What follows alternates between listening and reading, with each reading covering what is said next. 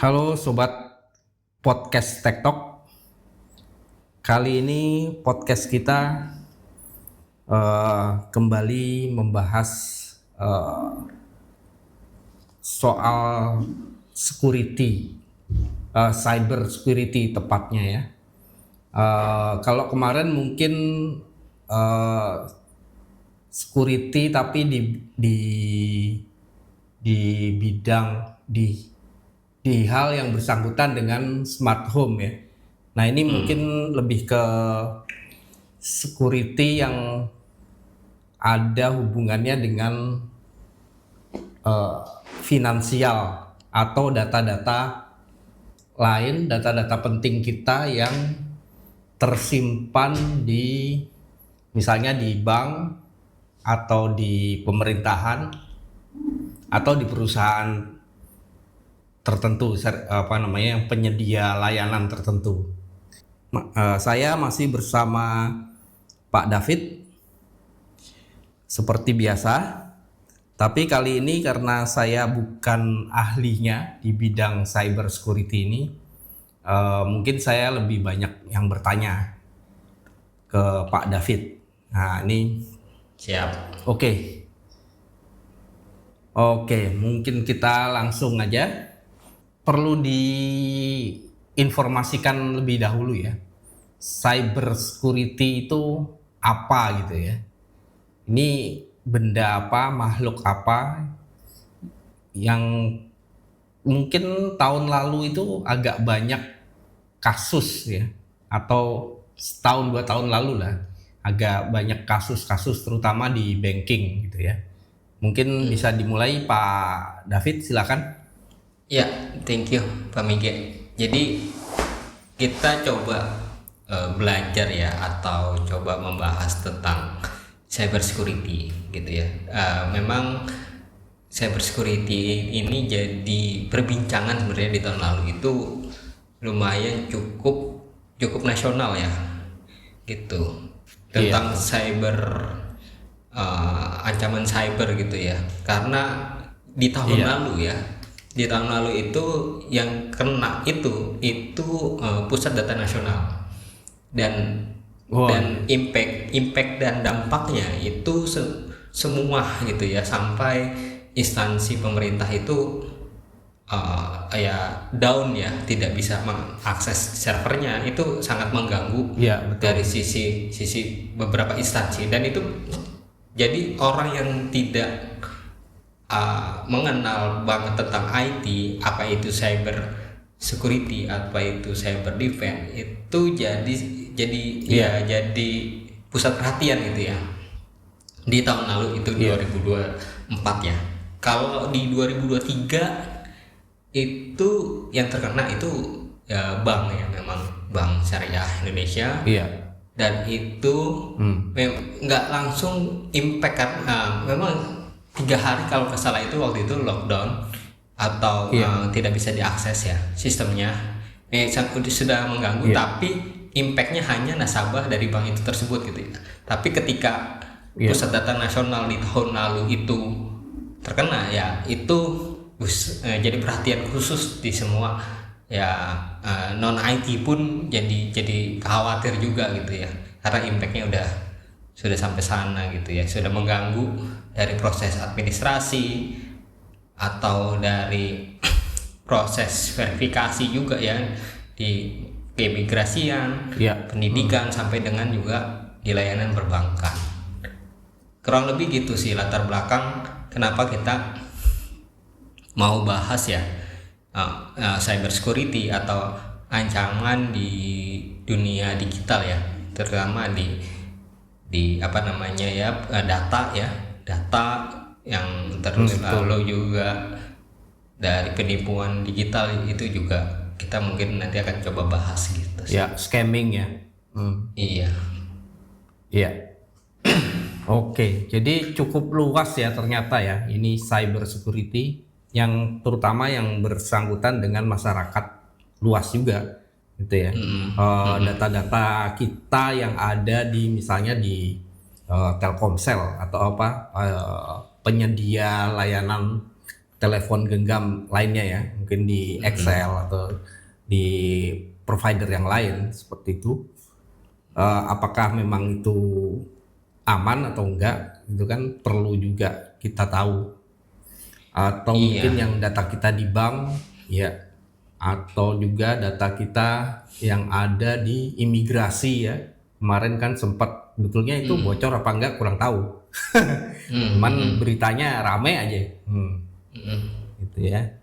Iya. Oh, Mungkin saya coba jelasin dikit ya Pak ya, Bege ya.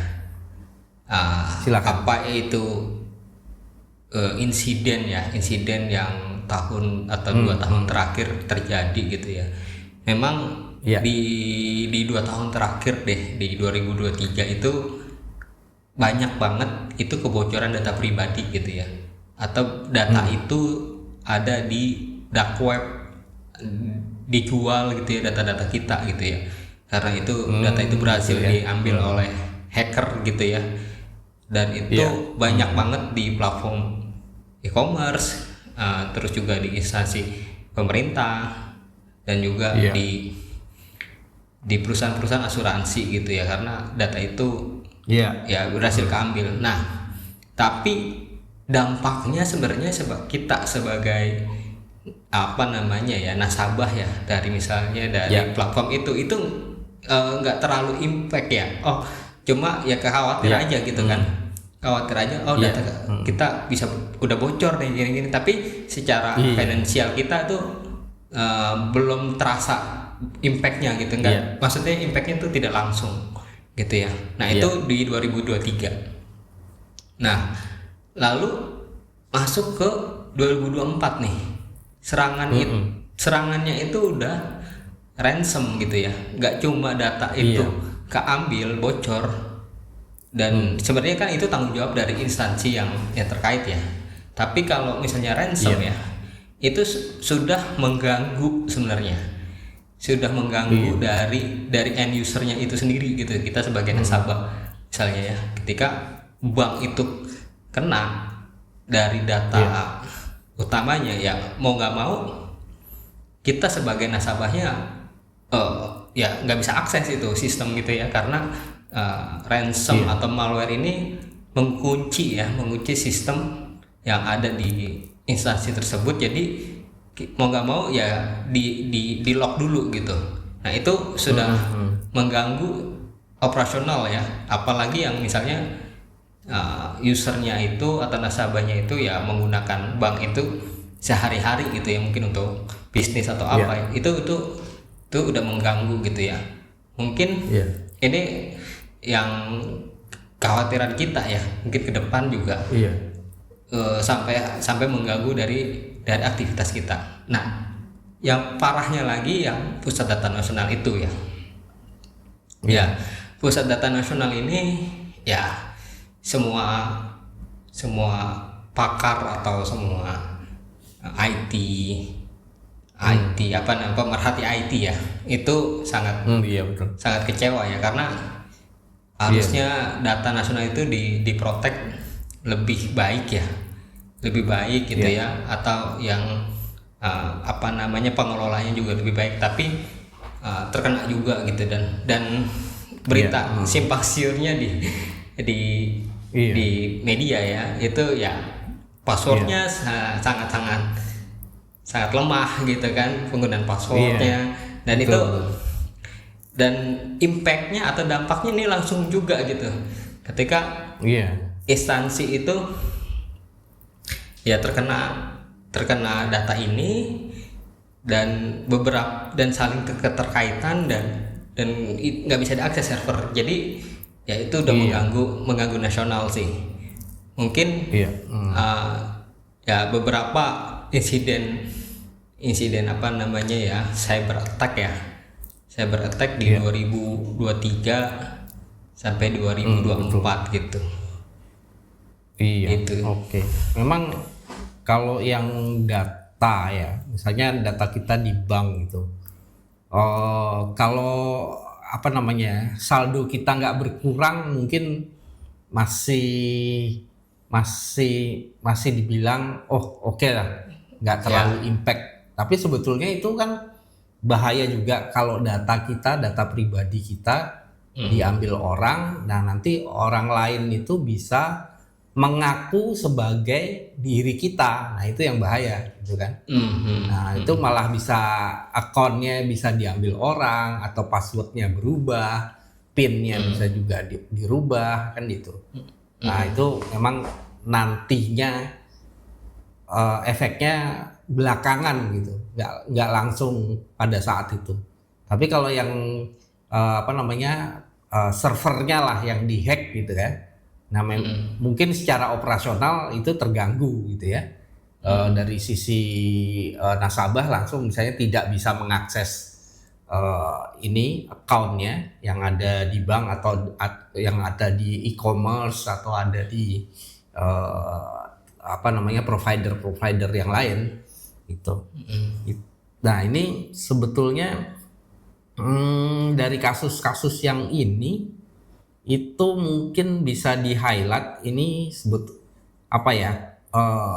isu-isunya itu kenapa gitu ya, ada kurangnya apa di mana gitu. Silakan Pak. Ya, mungkin karena saya juga berkecimpung di dunia IT ya. Jadi ada tren terbaru sebenarnya dari cyber security ya, atau cyber attack gitu, yaitu ransomware. Ransomware ini itu berkembang lebih maju ya, apalagi ada AI gitu ya. Mungkin saya nggak mau mention ya, tapi memang AI ini sangat disalahgunakan lah ya untuk ransom. Itu satu. Betul. Itu satu. Jadi perkembangan ransomware atau malware ini berkembang. Yang kedua, juga dari sisi manajemen ransomware itu sendiri gitu ya, itu juga berkembang. Maksudnya gini, ada namanya sekarang tuh ransomware as a service gitu ya. Jadi kita ngebuat satu malware itu ada kontributor lain gitu saling mengembangkan juga, dan itu nanti dia akan mendapatkan fee ya ketika ada satu target yang terkena dengan ransomware itu. Jadi ada bisnis gelap ransomware itu yang namanya ransomware as a service.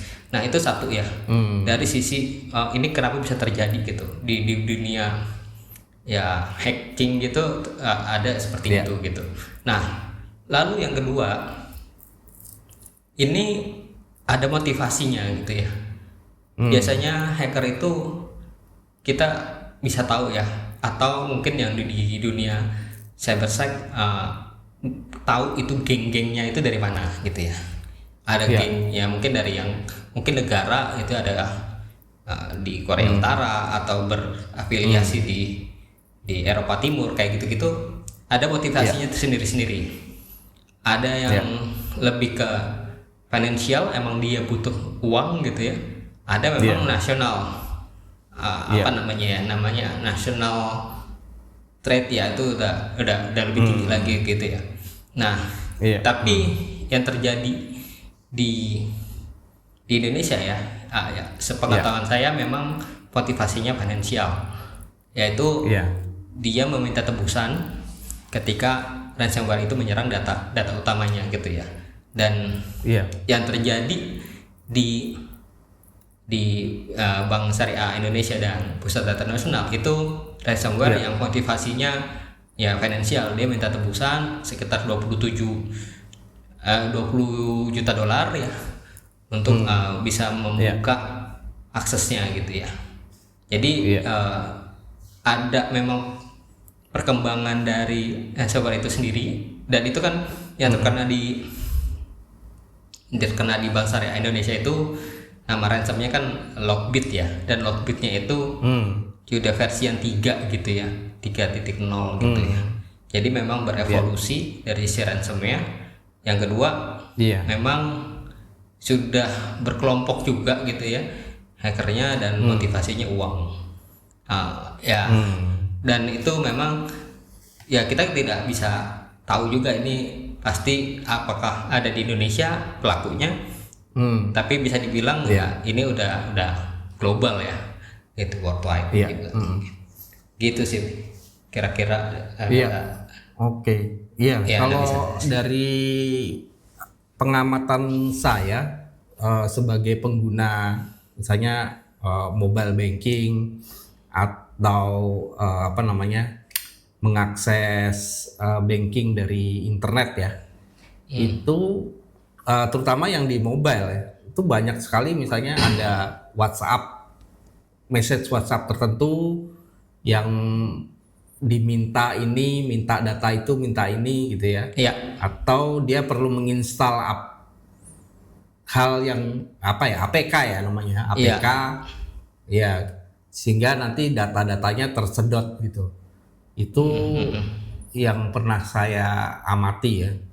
Atau juga apa namanya, social engineering ya, orangnya ditelepon kemudian pura-pura menjadi apa, pegawai atau hal third party yang lain ya, minta data tertentu sehingga aksesnya diberikan. Ya, kita lepas aksesnya malahan ke mereka gitu ya. Nah itu kayaknya masih banyak yang seperti itu gitu ya, yang terjadi di Indonesia, terutama yang dialami oleh masyarakat umum ya. Gitu ya. Iya, mungkin tambahan ya. Iya. Yang social engineering mungkin saya coba ngelihat kasus terbesar kemarin di tahun lalu ya, tentang social engineering. Tadi ke-mention social engineering. Jadi Indodex itu kemarin juga mungkin saya kurang ini ya, kurang inget ya, itu apa di bulan November atau kayaknya udah di dekat-dekat akhir tahun ya, itu terkena serangan kan Indodex. Nah serangan itu terkenanya dari social engineering, yang dimana karyawannya itu dimanfaatkan oleh hacker ya untuk menginstal aplikasi. Jadi gini, karyawannya itu dapat freelance project gitu ya di LinkedIn, itu sampai ditransfer juga gitu ya, sampai ditransfer. Oh kamu sebagai ini, tapi kamu syaratnya harus install aplikasi ini ya, nanti ya baru bisa kerja. Dan itu benar-benar modal ya, hackernya itu kalau nggak salah $2.000 gitu ditransfer gitu. Dan ya udah, pada sebenarnya udah kena, dia install aplikasi, nggak taunya aplikasi itu sebuah malware yang bisa melihat ya akses ke server gitu ya, ke server yang ada di Indonesia, karena ditarget juga. Ya jadi pelaku social engineering itu juga target, oh ini yang punya akses, jadi ini yang bisa jadi perantara. Mungkin itu sih tambahan di social engineering. Iya. Oke. Jadi ini betulnya social engineering, tapi bukan di sisi nasabah ya, tapi di sisi apa namanya, provider service. Jadi orang yang bekerja di dalam apa namanya, lembaga tertentu, sehingga dia orang lain di luar lembaga itu bisa mengakses gitu ya. Intinya sih gitu ya. Oke. Oke. Mungkin bagian terakhir ya. Ini untuk mencegah hal-hal yang seperti ini gitu. Apa yang perlu kita lakukan ya sebagai anggota masyarakat atau nasabah?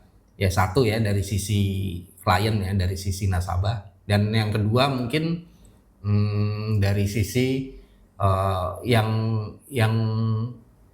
lembaganya atau provider service providernya, itu apa yang perlu dilakukan Pak David? Iya, mungkin saya coba nge-breakdown dulu ya. Ada empat aktor sebenarnya yang memang ini saling dijaga semuanya gitu ya. Pertama dari kita penggunanya atau nasabahnya itu sendiri gitu ya.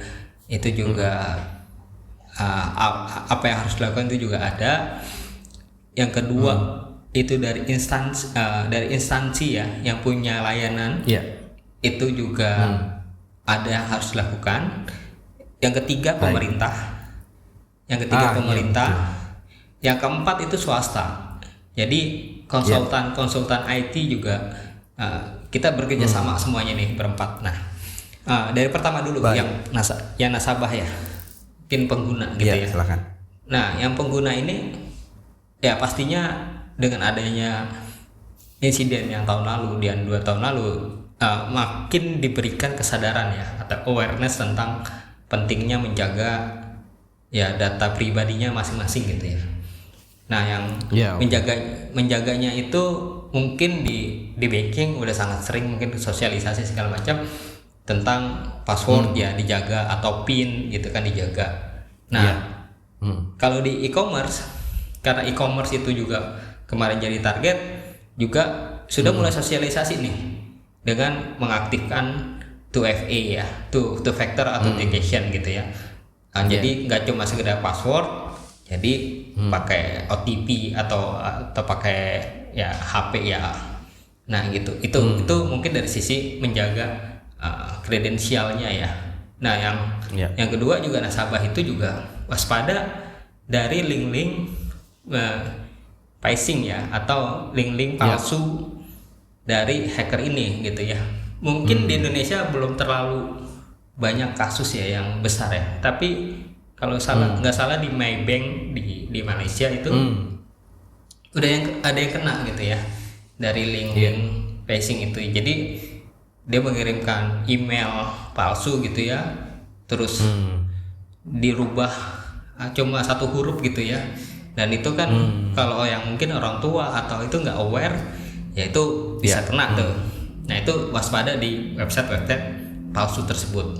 Yang ketiga ya waspada juga di WhatsApp nih, nomor-nomor yang tidak terdaftar atau yang nggak centang biru ya kalau di WhatsApp itu ya perlu dicurigai kalau ini bener nggak sih notifikasi dari banking atau dari instansi yang lain gitu ya. Nah itu ketika minta instalasi APK segala macam ya itu kalau bisa diblok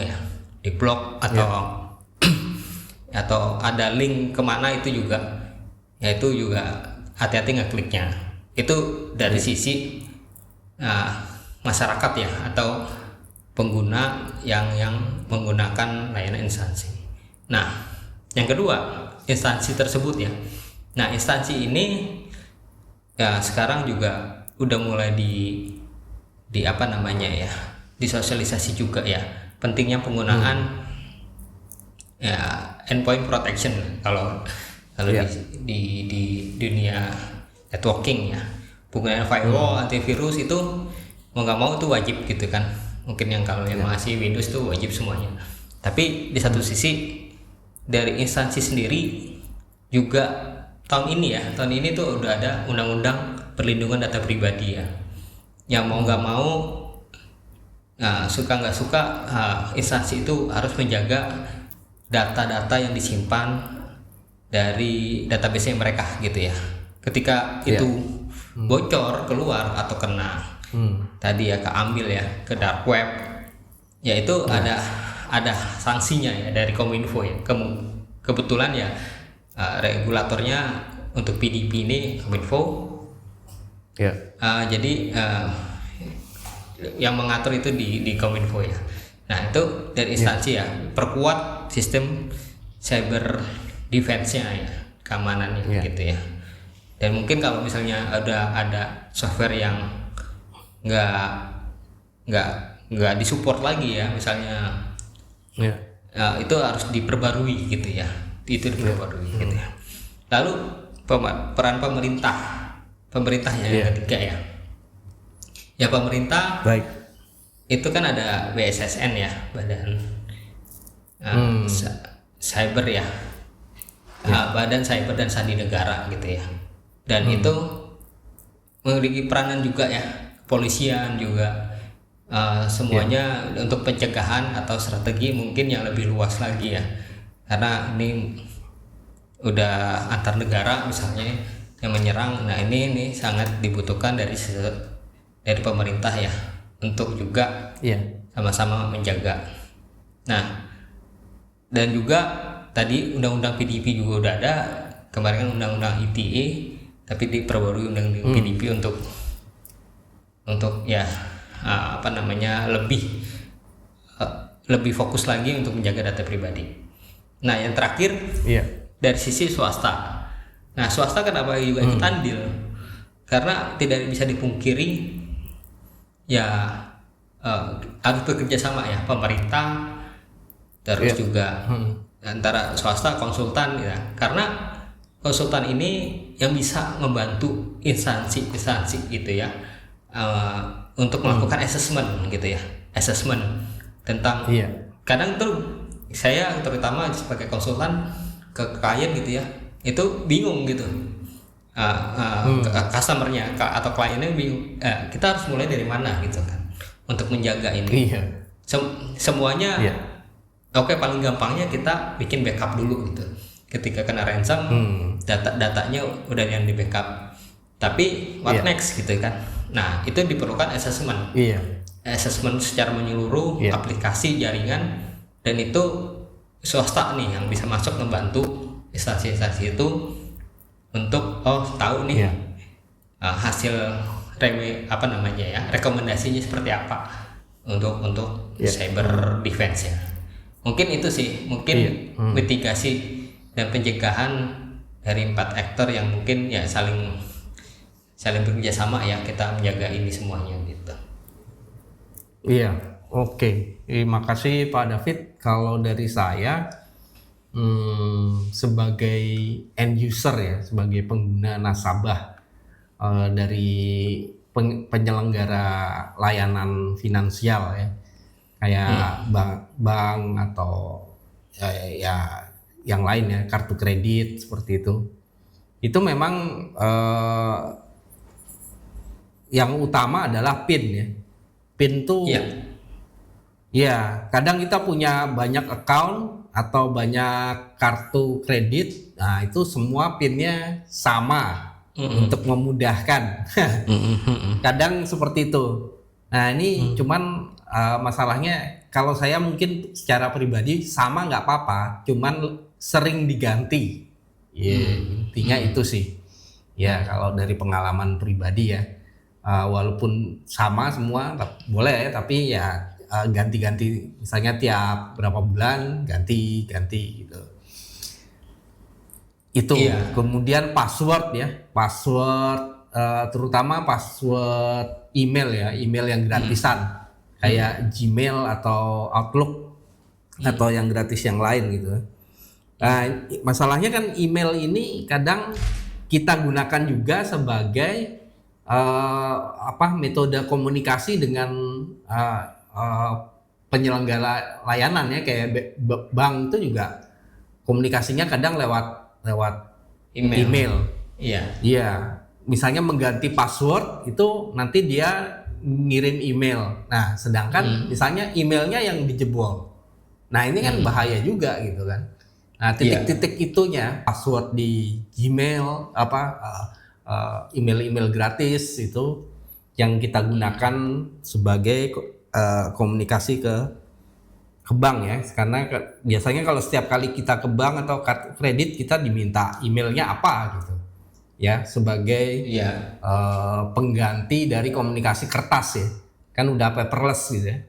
Itu sih kayaknya poin yang saya sering lakukan ya. Itu intinya itu ya, 1 PIN dan password dari emailnya. Oke. Ada lagi Pak David yang perlu ditambahkan? Iya, cukup sih. Mungkin terakhir gini ya. Ya, balik lagi kejahatan cyber itu kita juga perlu perhatikan gitu ya. Dan kejahatan itu juga mungkin ya nalurinya ya, mungkin kayak kejahatan yang di sisi offline, itu sama gitu ya, berevolusi gitu ya. Dan kita juga harus waspada harus tingkatkan proteksi juga ya di sisi infrastruktur gitu ya, dan people-nya juga kasih kesadaran gitu ya, di training awareness, dan itu mungkin bisa meredus dari serangan-serangan yang kita nggak tahu nih ya. Kita tetap harus waspada, dan 4 aktor tadi ya yang kita saling bekerja sama ya, mudah-mudahan kita lebih dewasa di dunia digital yang semuanya serba digital ya. Tidak dipungkiri ya, ancaman itu ada ya, kita tetap bisa menjaganya gitu semuanya. Gitu sih mungkin Pak Mijay. Jadi masalah keamanan ini apa namanya infrastruktur internet atau ini sangat berpengaruh sekali ke cyber security ini ya. Oke. Mungkin kalau tidak ada lagi, kita akhiri pembahasan podcast kita hari ini. Begitu Pak David, sudah cukup dari saya. Baik. Terima kasih sahabat Tech Talk yang mendengarkan. Jika ada kasus-kasus lain yang sahabat pernah pengalaman atau sesuatu yang kasus-kasus yang perlu disampaikan, bisa disampaikan di kolom komen. Oke, terima kasih semua yang mendengarkan podcast ini. Sampai jumpa dengan podcast kita yang berikutnya. Terima kasih. Ya, thank you semua.